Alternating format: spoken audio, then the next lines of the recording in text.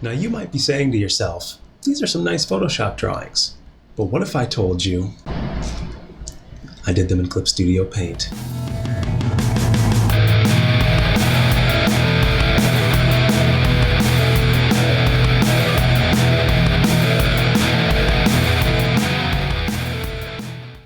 What is happening, art family? This is Taylor Payton with thebeginnerdrawingcourse.com, and today we're going to talk about how Clip Studio Paint lets you import your Photoshop brushes. So to me, this is pretty amazing because Clip Studio Paint is a fantastic program. It is much better, in my opinion, than Photoshop for creating things like webtoons or comic panels.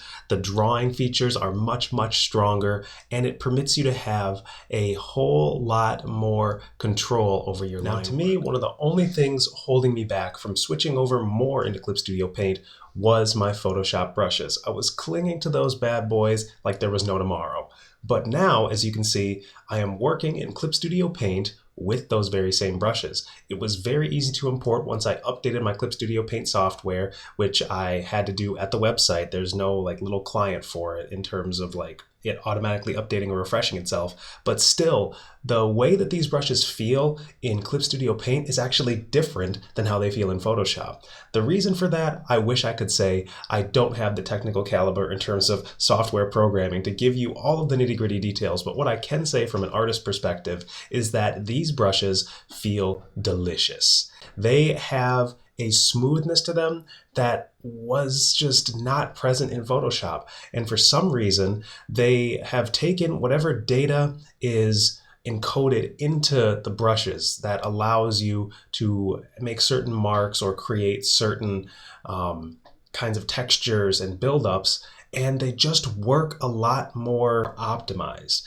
Because in Photoshop, as I'm drawing, I feel, pretty comfortable. It feels very default to me, but for some reason, when you import your brushes into Clip Studio, they have a whole nother feeling. I would guess that this is different based on different brushes, because I did test a few of the brushes as opposed to the roughly 40 or so that I have in Photoshop. And the ones that I use most frequently are usually some variant of the hard round brush, as well as some of the more painterly brushes, if you will. So now that I feel like I can paint and draw in Clip Studio Paint, feeling less and less of a need to hold on to Photoshop. I don't want to keep giving them my money every month. I just want to own the program. Just let me own the program, Adobe. But yeah, I just wanted to make a quick video for you guys showcasing that it is now possible to do really, really great things with your Photoshop brushes in Clip Studio Paint.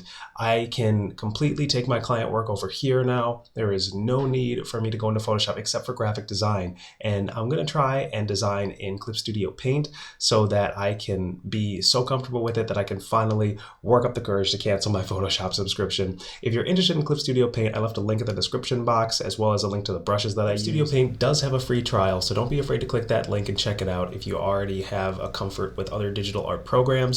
Other than that, I just wanted to give you guys a quick update, show you what's possible, and kind of inspire you to try new things and branch out in your digital art journey. Oh yeah, one more thing. If you like the characters up here, I do have a character drawing course. You can check it out on thebeginnerdrawingcourse.com. Links in the description box as usual. Love you much. Thanks for supporting your boy, and I'll see you in the next video.